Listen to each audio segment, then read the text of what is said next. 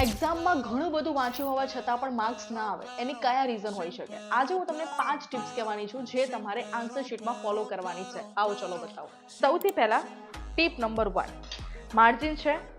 અહીંયા ફરીથી એક નાની લાઈન અને અહીંયા ફરીથી એક નાની લાઈન. આ રીઝન એ છે કે જેથી તમને ખબર પડે કે અહીંયા જે છે એ તમારું પેપર અથવા તો તમારું જે પણ વર્ડ છે એક સિક્વન્સમાં ખતમ થશે.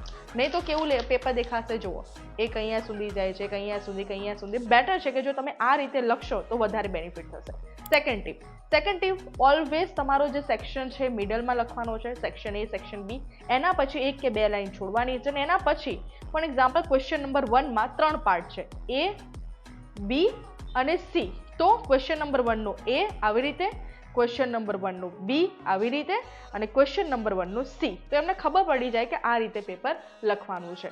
જો આપણે ત્રીજી વાત કરીએ તો બને ત્યાં સુધી જેટલું પણ તમારા પેપરમાં ટેબલ્સ, ચાર્ટ્સ ડ્રો કરવાના છે તો આ જ રીતે પેન્સિલનો યુઝ કરવાનો છે.